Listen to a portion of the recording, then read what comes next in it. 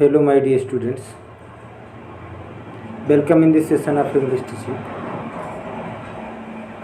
अंग्रेजी शिक्षण के इस सेशन में हम लोग यूपी बोर्ड क्लास 10th की pome the psalm of life को पढ़ने जा रहे हैं। इसके कंप्रिहेंशन टाइप क्वेश्चन को करेंगे। अगर आपने पढ़ा नहीं तो डिस्क्रिप्शन बॉक्स में लिंक पड़ा है, जाकर पढ़ लीजिए। इसे लिखा है H.W. लॉन्गफेलो ने। आइए देखें, एक पैसेज है। Read the following stanza and answer the question that follow. तो नीचे दिए गए प्रश्नों, इस पैसेज को पढ़िए, स्टेंजा को पढ़िए और नीचे दिए गए प्रश्नों के उत्तर देखिए। Life is real, life is earnest. जीवन वास्तविक है, जीवन गंभीर है। And the grave is not its goal. और ग्रेव मीन्स कब्र, कब्र में जाना, और व्यक्ति कब्र में कब जाता है? जब मर जाता है। तो कब्र में जाना इसका उद्देश्य नहीं, यानी जन्म लेके मर जाना इसका उद्देश्य नहीं है। Dust thou are to dust return, मिट्टी की कला है ये शरीर और मिट्टी में मिल जाएगी। Was not spoken of the soul, आत्मा के बारे में कुछ नहीं कहा गया है। वैसे इसको पढ़ाया है हमने, तो अगर आपने पढ़ा नहीं तो डिस्क्रिप्शन बॉक्स में लिंक पड़ी है, जाकर पढ़ लीजिए। आइए देखें question. Write the name of the poem from which this stanza has been taken. Who is the poet of this poem, इस कविता के कवि कौन है? तो this stanza has been taken from the poem the psalm of life.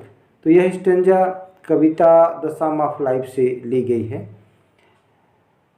H.W. Longfellow is its poet. H.W. Longfellow, Henry Wordsworth Longfellow इसके कवि हैं। Next question.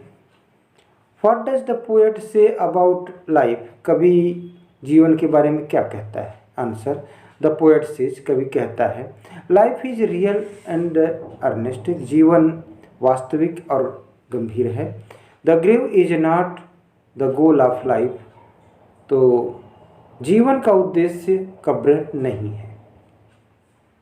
How is soul different from body, तो सोल यानी आत्मा, आत्मा शरीर से कैसे अलग है, भिन्न है? Answer, the body is perishable, body को नष्ट किया जा सकता है, but the soul is not, लेकिन आत्मा को नहीं।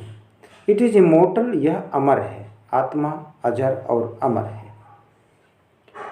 Which pair of words rhyme together in the above stanzas?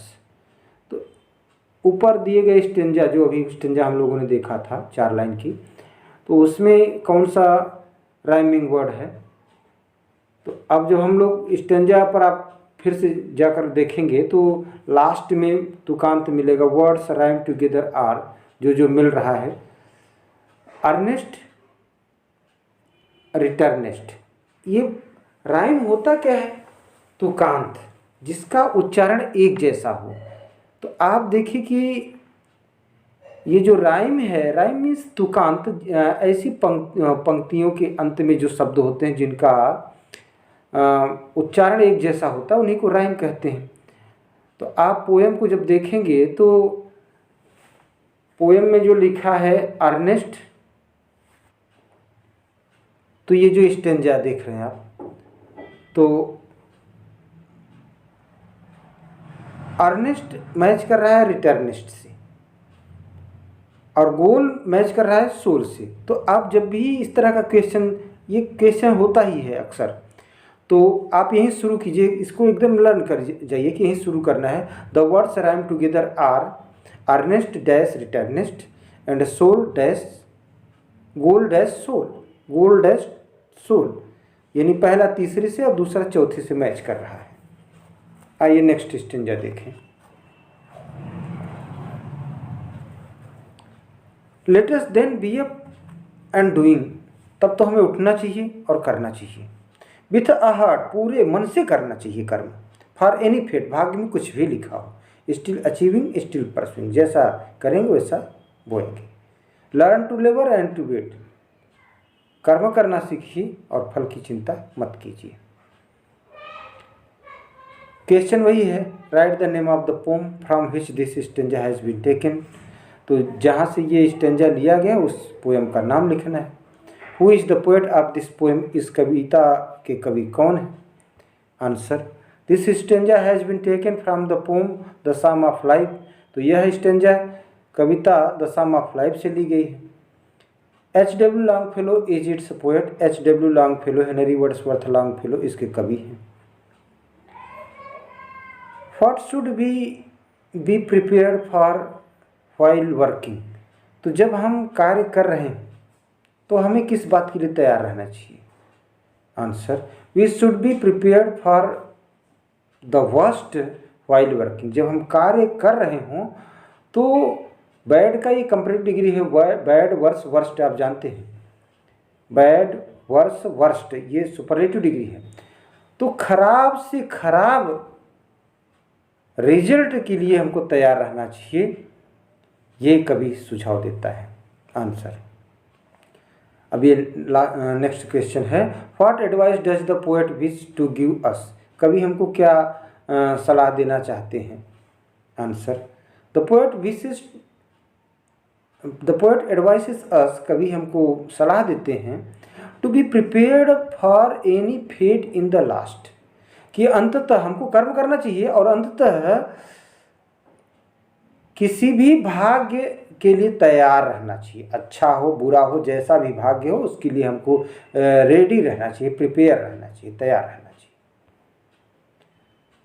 What do we learn from the above stanza? ऊपर दिए गए स्टेंजा से हम क्या सीखते हैं? या what should we do to achieve success?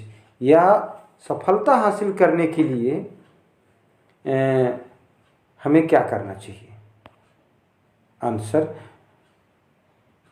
We learn that, हम सीखते हैं इस स्टेंजा से दैट कि we should work hard to achieve our success our aim, कि हमें अपने उद्देश्य को हासिल करने के लिए वी लर्न दैट, हम सीखते हैं कि वी शुड वर्क हार्ड, कि हमको कठिन परिश्रम करना चाहिए to achieve our aim, achieve means हासिल करना, एम मीन्स उद्देश्य, अपने उद्देश्य को हासिल करने के लिए हमें कठिन परिश्रम करना चाहिए। We should not care for the result of our work, हमें अपने कार्य के परिणाम की चिंता नहीं करना चाहिए। Which pair of words rhyme together in the above stanza? तो ये जो ऊपर स्टेंजा दिया गया है तो उसमें कौन कौन वर्ड राइम कर रहे हैं जो तुकांत मिल रहे हैं? तो आप देखेंगे कि ये डूइंग परस्यूइंग, यानी पहली लाइन तीसरी लाइन, पहली लाइन का लास्ट वर्ड डूइंग और तीसरी लाइन का लास्ट वर्ड परस्यूइंग, ये दोनों मैच कर रहा है। डूइंग आ रहा है, परस्यूइंग आ रहा है, आप देखिए आईएनजी दोनों में मिल भी रहा है। तो ये हो गया आपका राइम। और इधर देखिए फेट वेट, ए मतलब टी ई और यहाँ टी है लेकिन उसका प्रोनाउंसिएशन उच्चारण एक जैसा हो रहा है, फेट वेट। तो ये हो गया राइम। तो अब इसको लिखते कैसे हैं? Words rhymes together are doing dash pursuing and fate dash wait. यहाँ जहाँ डैश है आप विथ भी लिख सकते हो, doing with pursuing and fate with wait, ऐसा भी लिख सकते हैं। तो ये आज के सेशन का ये last central idea of the poem, कविता का केंद्रीय भाव, central idea. The poem has been composed by H.W. Longfellow. तो कविता H.W. लॉन्गफेलो के द्वारा रचित है, लिखी गई है। Life is real and aimful, जीवन वास्तविक और उद्देश्य परक है। There is definite aim in life, जीवन में एक निश्चित उद्देश्य है। We should try to face the challenge of life boldly, हमें जीवन की चुनौतियों को वीरतापूर्वक सामना करने के लिए, हमको जीवन में आने वाली चुनौतियों का सामना वीरतापूर्वक करना चाहिए। वी शुड वर्क हार्ड, हमें कठिन परिश्रम करना चाहिए। Life is not to enjoy the pleasures and to suffer, तो जीवन सुखों का आनंद लेने और कष्टों को भोगने का नाम नहीं है।